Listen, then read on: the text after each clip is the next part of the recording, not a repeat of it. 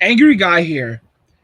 And women are facing global poverty and rushing to find husbands as passport bros leave.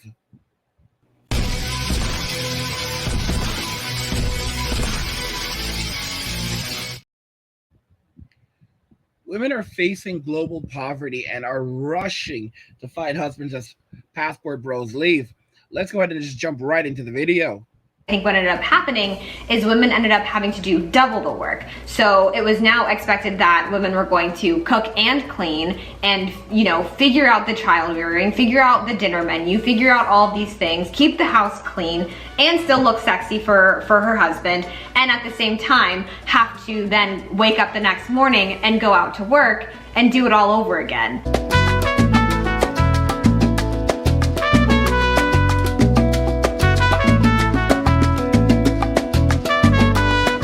Beautiful people, welcome back to the channel. My name is Felicia and this is the Feminine Fancy. In today's video, I really want to, I'm not gonna go like, this isn't gonna be a super deep dive. This is just going to be a look into the rise and fall of the girl boss movement. I have a lot of thoughts on this. I have thought about it a lot. I've talked about it a lot, like in my everyday life. And I feel like it's something that I think we can see really clearly in society right now, okay, I feel like I can see it really clearly in society right now. I'm seeing a rise in content that is leaning more traditional, a rise in content that is leaning more towards encouraging women to not overwork themselves and things like that. And I just wanna take a second to talk about like the images in media that we used to see and or that we still see, and how that affected and caused us to feel like we had to pursue certain things and pursue certain avenues without taking into consideration other options that we might have had. Just talk about all of that and just really the rise and fall of the movement, because I feel like when I was growing up, it was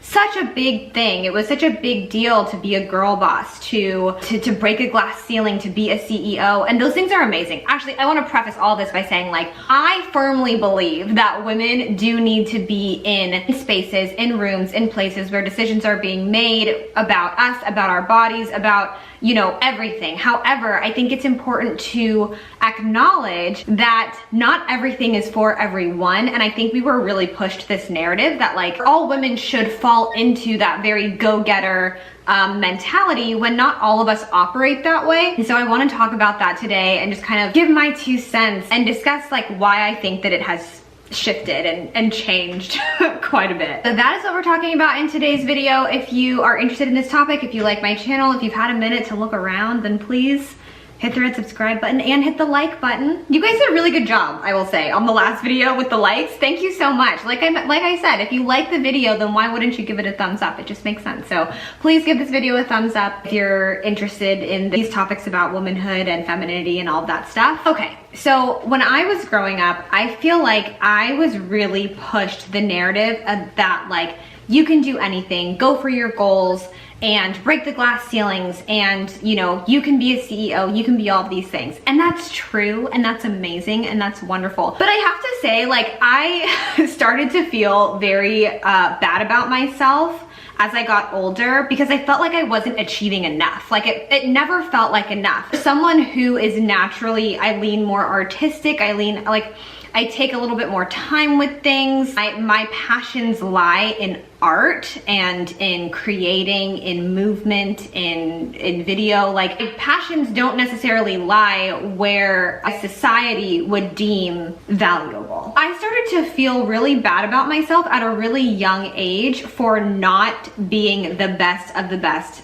at everything that I did. That just kind of continued to follow me throughout my life. I remember when I did pageants, it was a really big thing to mention how you wanted to change the world, break glass ceiling, be the first woman, ... And again, all those things are amazing and I love them. But it was a really big deal. Like, I remember a lot of the girls that I did pageants with, we had to do something called personal introduction for the pageants that I did. And in your personal introduction, you had to talk about who you were, where you saw yourself, where you saw your life going, and things like that. And there was so much mention of glass ceilings. I don't know if you guys know this in the pageant world, talking about breaking a glass ceiling and being a woman who was going to change the world was a very big deal in pageantry when I was growing up, I would always kind of feel like I had to like make something up, because the truth was that like I wanted to dance, I wanted to perform.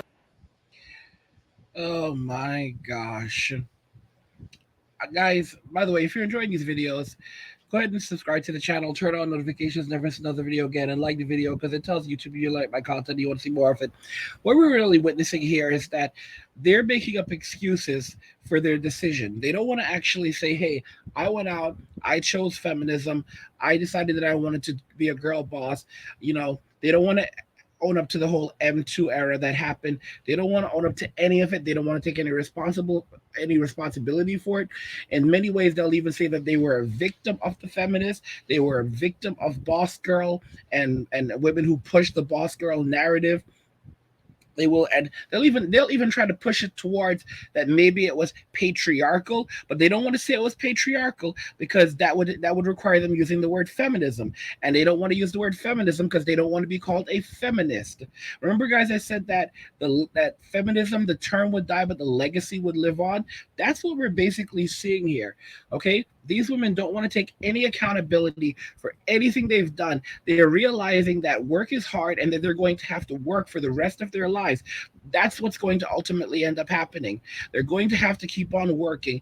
And they're also seeing that there's only a limited number of spots at the top of the company. So, for example, you have 12 seats at the top of the company. You replace all the men with women. That's 12 women. Guess what?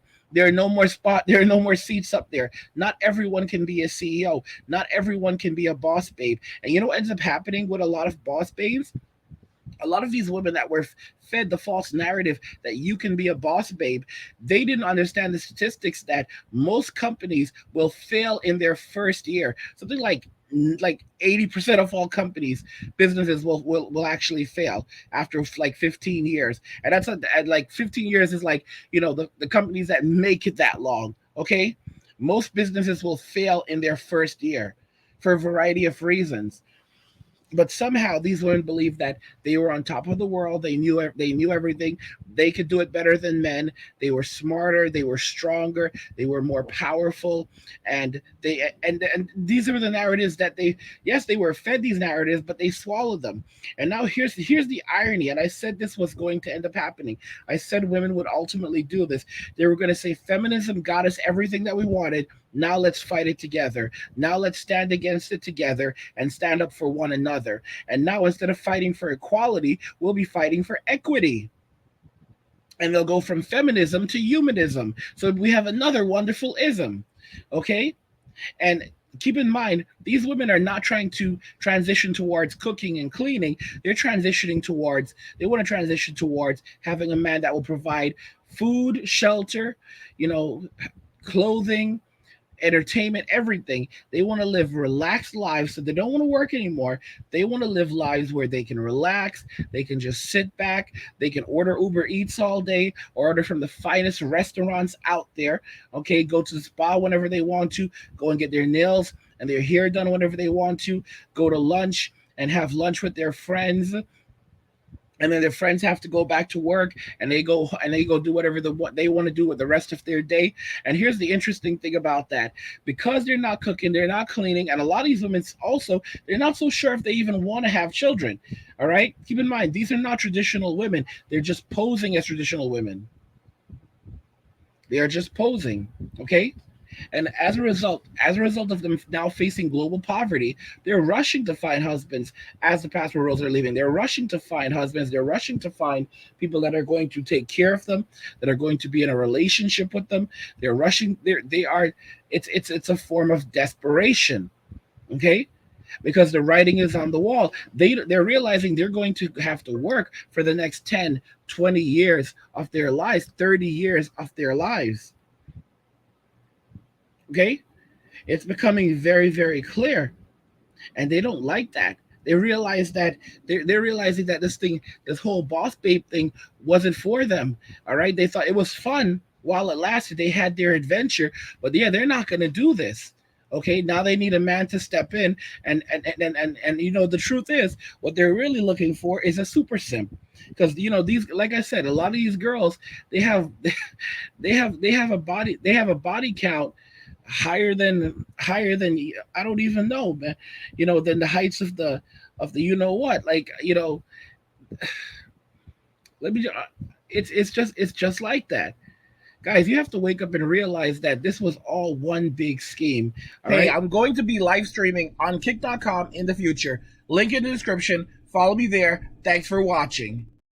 As these women are facing global poverty, they're going to say anything and do anything to find a man. And they see the Passport Bro movement, and they are absolutely furious about that because they were hoping, because their Plan B, C, and D guys are now bailing.